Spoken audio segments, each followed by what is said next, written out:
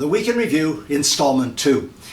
The item I want to deal with first is that extraordinary study of violence against women in Asia and the Pacific, a study conducted by a group of eminent experts, supported by a constituency of UN agencies, 10,000 men interviewed in 6 countries.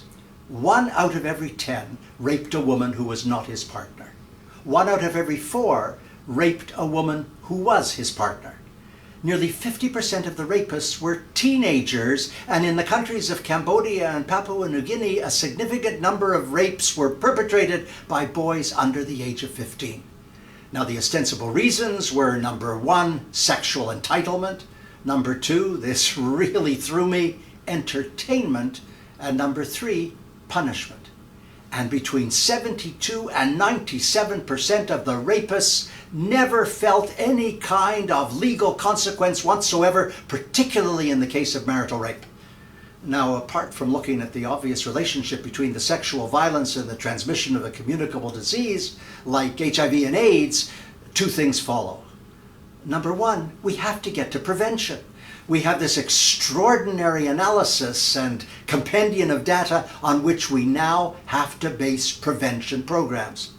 And number 2, why don't we have an international campaign to pass legislation banning marital rape? We have an international campaign against child marriage. Why don't we have an international campaign against marital rape? I commend it to anyone who's watching.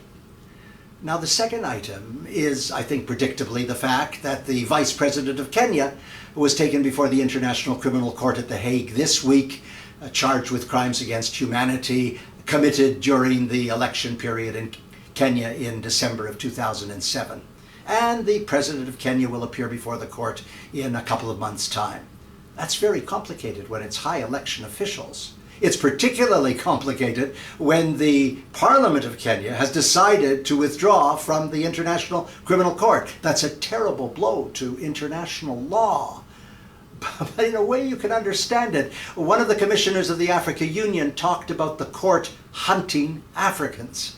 It's not really true, but you know, there's a point to it. I mean, let me ask the question, which is not often enough asked. How come George Bush and Tony Blair have not been indicted for crimes against humanity as a result of the bogus Iraq war?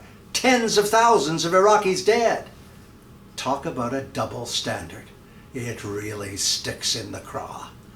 And the final item is a good news item. Michelle Sidibe was reappointed as Executive Director of UNAIDS. Except there was an odd little addendum to that, because UNAIDS itself circulated a report that suggested that what he really wanted was to be Prime Minister of Mali. But instead the Prime Ministership was given to an economist, and so the UN immediately reappointed Michelle Sidibe to another 5-year term. It's nice, isn't it? If you can't be an Undersecretary General, then you're a Prime Minister. If you can't be a Prime Minister, then you're an Undersecretary General. It's sort of an incestuous occupational entitlement of the high and the mighty. No, of the aristocracy. No, of the 1%. That was last week. I'm Stephen Lewis.